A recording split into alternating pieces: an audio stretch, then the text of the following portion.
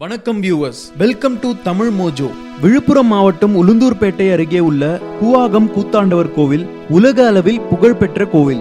இந்த கோவிலில் ஆண்டுதோறும் சித்திரை மாதம் சித்ரா பௌர்ணமியை முன்னிட்டு திருவிழா நடைபெறுவது வழக்கம்.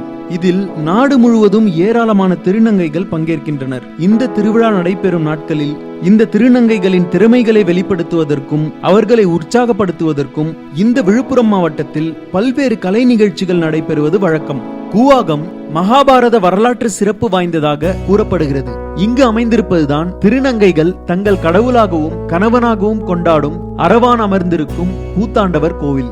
மகாபாரத போர் 18 நாட்கள் நடைபெற்றதை நினைவு கூர்ந்து இவ்விழாவும் 18 நாட்கள் நடைபெறுகிறது. கூத்தாண்டவர் கோவில் திருவிழா எதற்காக நடக்கிறது, அதன் காரணம் என்ன என்பதை காண்போம். மகாபாரதத்தில் கடைசி 18 நாட்கள் குருஷேத்திர போர் நடைபெற்றது. இந்த போரில் வெல்வது பாண்டவர்களா இல்லை கௌரவர்களா என்ற சூழ்நிலையில் 32 அம்சங்களும் சாமுத்ரிகா லட்சணமும் உடைய ஒருவனை பலி கொடுத்தால்தான் வெல்ல முடியும் என்று கூறப்பட்டது. அர்ஜுனன் கண்ணன் அவர்களின் குலத்தில் பிறந்த நாககன்னியின் மகன் அரவான் தான் அந்த அம்சங்களுடைய ஒருவன் என்று தெரிந்தவுடன் போரில் இருந்த கண்ணன் மற்றும் அர்ஜுனனிடம் அரவான் தானாகவே முன்வந்து தன்னை பலி கொடுக்க வேண்டுகிறான். அப்போது அவனிடம் இறுதி ஆசை என்ன என்று கேட்கப்படுகிறது. அதற்கு அவன் தனக்கு ஒரு திருமணம் செய்து மறுநாள் பலி கொடுங்கள் என்று வேண்டுகிறான்.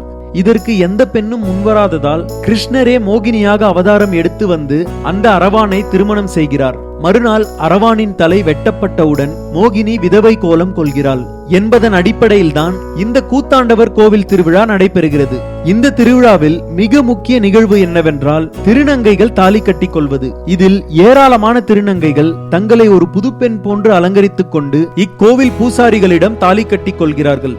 இந்த தாலி கட்டிக் கொள்ளும் நிகழ்வை தொடர்ந்து இத்திருவிழாவின் இன்னொரு முக்கிய நிகழ்வு என்னவென்றால் தாலி அறுக்கும் நிகழ்வு.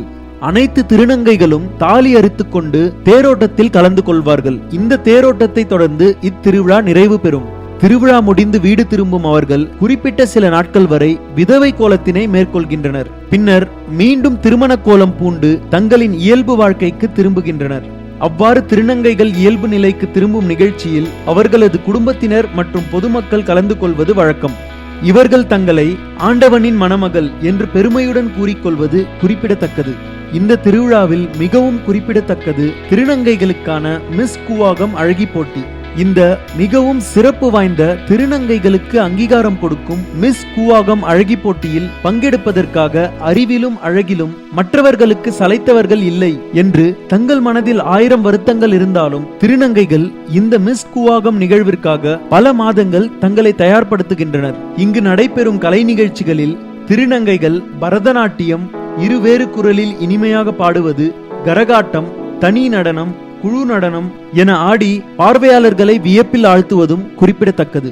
இந்த வீடியோ உங்களுக்கு பிடிச்சிருந்தா ஷேர் பண்ணுங்க, லைக் பண்ணுங்க. மேலும் உலக அளவில் அதிசயம் மற்றும் ஆச்சரியம் தரக்கூடிய தகவல்களை தெரிந்து கொள்ள தமிழ் மோஜோ சேனலை சப்ஸ்கிரைப் செய்யுங்கள்.